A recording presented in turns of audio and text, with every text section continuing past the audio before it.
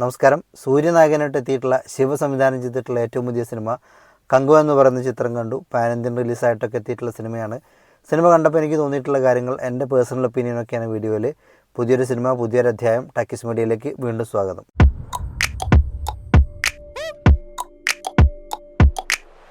Cinema എങ്ങനെയുണ്ടെന്ന് ചോദിച്ചാൽ, എന്നെ സംബന്ധിച്ചിടത്തോളം എൻ്റെ പേഴ്സണൽ ഒപ്പീനിയൻ പറയുകയാണെന്നുണ്ടെങ്കിൽ എനിക്ക് വലിയ നിരാശ നൽകിയിട്ടുള്ളൊരു സിനിമയാണ് കങ്കുവ.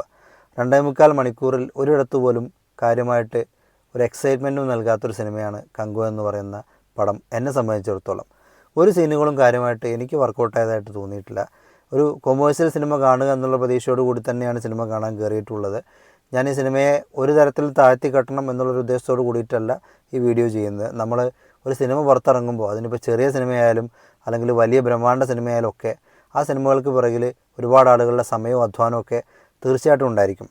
അതോടൊപ്പം തന്നെ ആ അധ്വാനത്തിനും സമയത്തിനുമൊക്കെ ബഹുമാനം നൽകിക്കൊണ്ട് തന്നെ പറയട്ടെ, സിനിമ കാണുന്ന സാധാരണക്കാരായിട്ടുള്ള പ്രേക്ഷകരുടെ, പണം കൊടുത്ത് തിയേറ്ററിൽ സിനിമ കാണുന്ന, സിനിമകളെ സ്നേഹിക്കുന്ന ആളുകളുടെ പ്രതീക്ഷകൾക്ക് കൂടി നമ്മൾ ഒരല്പമെങ്കിലും വില കൊടുക്കണം. അല്ലെങ്കിൽ ആ ഒരു പ്രതീക്ഷകളോട് ഒരു മിനിമം നിലവാരത്തിലെങ്കിലും അല്ലെങ്കിൽ ഒരു മിനിമം ശതമാനത്തിലെങ്കിലും നീതി പുലർത്തണം എന്നുകൂടി ഞാൻ വിശ്വസിക്കുന്നുണ്ട്. ഈ ഒരു സിനിമ അത്തരത്തിൽ പ്രേക്ഷകൻ്റെ പ്രതീക്ഷകളോട് ഏതെങ്കിലും തരത്തിൽ നീതി പുലർത്താൻ ശ്രമിച്ചിട്ടുണ്ടോ എന്ന് ചോദിച്ചാൽ എനിക്കറിയില്ല. കാരണം ഇതിൻ്റെ തുടക്കം തൊട്ട് അവസാനം വരെ ഇപ്പോൾ കങ്കുവ എന്ന് പറയുന്നൊരു സിനിമ, അതിൻ്റെ ട്രെയിലർ പുറത്തിറങ്ങി. അതിൽ നമുക്ക് 2 ഗെറ്റപ്പിൽ സൂര്യയെ കാണാൻ സാധിക്കും. ഒരു പീരിയോഡിക് ഗെറ്റപ്പിലും അത് ഒരു പ്രസൻറ്റ് കാലഘട്ടത്തിൽ ജീവിക്കുന്ന ഒരാളും, അങ്ങനെ 2 ഗെറ്റപ്പിൽ നമുക്ക് ഈ സിനിമയിൽ സൂര്യയെ കാണാൻ സാധിക്കും ട്രെയിലറിൽ. ഇങ്ങനെ ഒരു 2 ജനറേഷനിലുള്ള ക്യാരക്ടേഴ്സ് ഉള്ളൊരു സിനിമ എന്ന് പറയുമ്പോൾ സ്വാഭാവികമായിട്ടും ഏറ്റവും ബേസിക്കായിട്ട് നിങ്ങളുടെ മനസ്സിൽ ഓടി വരുന്ന കഥ എന്തായിരിക്കും?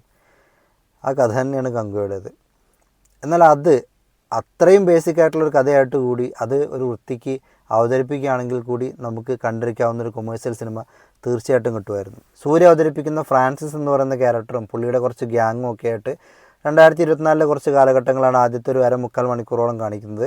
ആ ഒരു ഭാഗങ്ങളൊക്കെ ശരിക്കും അസഹനീയം എന്നല്ലാണ്ട് എനിക്ക് വേറെ ഒന്നും പറയാൻ തോന്നുന്നില്ല. കാരണം ഒരു തരത്തിലും വർക്കൗട്ടാകാത്ത രംഗങ്ങളൊക്കെ ആയിരുന്നു അത്. പ്രത്യേകിച്ചും സൂര്യയുടെയും കൂടെയുള്ള ആളുകളുടെയൊക്കെ പെർഫോമൻസും ഡയലോഗും ഒക്കെ വളരെ മോശമായിരുന്നു.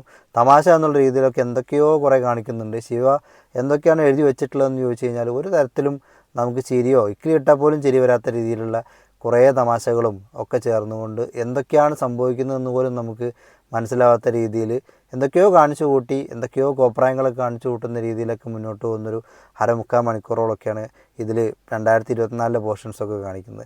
അപ്പോഴും നമ്മുടെ ഒരു പ്രതീക്ഷ എന്ന് പറയുന്നത് ഈ കങ്കുവ എന്ന് പറയുന്ന ക്യാരക്ടറൊക്കെ വരുന്ന പീരിയോഡിക് ആയിട്ടുള്ള പോർഷൻസൊക്കെയാണ്. ആ ഭാഗങ്ങളൊക്കെ കുറച്ച് കഴിയുമ്പോൾ വരുന്നുണ്ട്. പക്ഷേ അവിടെയും സ്ഥിതി വേറൊന്നുമല്ല. ഇപ്പോൾ നേരത്തെ പറഞ്ഞ 2024 പോർഷൻസിനേക്കാളും കുറച്ചും കൂടിയൊക്കെ ബെറ്റർ ആണെന്ന് വേണമെങ്കിൽ പറയാം. വളരെ ബേസിക്കായിട്ട് ഒട്ടും ലോജിക്കില്ലാത്ത രീതിയിലൊക്കെയാണ് ഇതിൻ്റെ ഒരു സ്റ്റോറി പോകുന്നത്. ഈ പീരിയോഡിക് കാലഘട്ടത്തിൽ തന്നെ ഒരു പയ്യനൊക്കെ കടന്നു വരുന്ന ഭാഗമൊക്കെ ഉണ്ട്. അവിടെയൊക്കെ ഓവർ സെൻറ്റിമെൻറ്റിലൊക്കെ ആയിട്ട് നമുക്ക് ഇതെന്താണ് സംഭവിക്കുന്നത്, ഇതിന് കൃത്യമായിട്ടൊരു ലോജിക്കൊന്നും ഇല്ലല്ലോ എന്നുള്ള രീതിയിൽ യാതൊരു രീതിയിലും നമുക്ക് ഇമോഷണലി പടം കണക്റ്റ് ആവുന്നില്ല. അവരിത് ഒരുപാട് ഇമോഷണലായിട്ടുള്ള സീനുകളൊക്കെ പീരിയോഡിക് കാലഘട്ടത്തിൽ കൊണ്ടുവരാൻ ശ്രമിച്ചിട്ടുണ്ട്. ഒരു തരത്തിലും നമുക്ക് യാതൊരു ഫീലിങ്ങും തരാത്ത രീതിയിലാണ് അതൊക്കെ മുന്നോട്ട് പോകുന്നത്. ഇപ്പോൾ ഞാൻ ഈ സിനിമയിൽ ഇപ്പോൾ ഈ പീരിയോഡിക് കാലഘട്ടം അവതരിപ്പിച്ചിട്ടുള്ള സമയത്തുള്ള ലോജിക്കിനെ വെല്ലുവിളിക്കുന്ന കാര്യങ്ങളൊക്കെ മാറ്റി നിർത്തി കൊണ്ട് പറയുകയാണ്. ഇപ്പോൾ വേഷവിധാനങ്ങളായാലും അല്ലെങ്കിൽ അതിൻ്റെ ബാക്ക്ഗ്രൗണ്ട് ആയാലും അങ്ങനെയുള്ള കാര്യങ്ങളൊക്കെ നിങ്ങൾ മാറ്റിച്ചോളും. ലോജിക്കിനെ വെല്ലുവിളിക്കുന്ന കാര്യങ്ങളൊക്കെ നിങ്ങൾ വേണമെങ്കിൽ ഓക്കെ സമ്മതിച്ചു കൊടുത്തുള്ളൂ, അതിലേക്കൊന്നും കടക്കണമെന്നില്ല.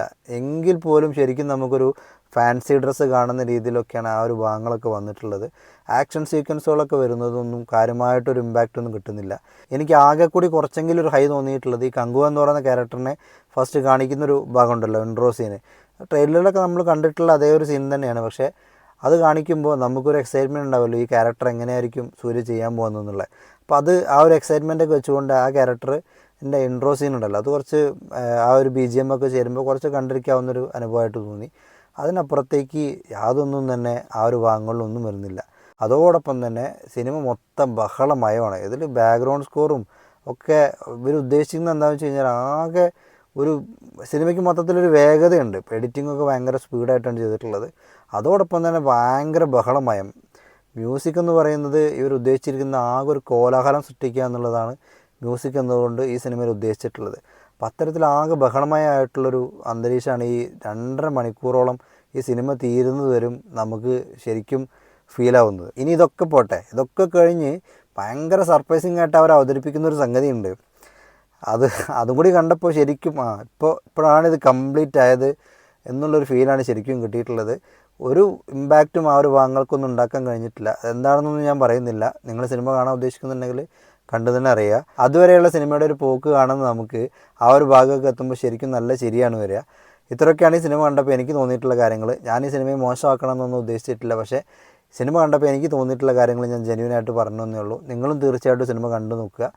നിങ്ങളുടെ അഭിപ്രായങ്ങൾ ചിലപ്പോൾ വ്യത്യസ്തമായിരിക്കും. നിങ്ങളുടെ അഭിപ്രായങ്ങൾ എന്തൊക്കെയാണെന്നുള്ളതൊക്കെ സിനിമ കണ്ട ശേഷം കമൻറ്റ് ബോക്സിൽ എഴുതുക. മറ്റൊരു സിനിമയുടെ വിശേഷമായിട്ട് നമുക്ക് വീണ്ടും കാണാം. നന്ദി, നമസ്കാരം.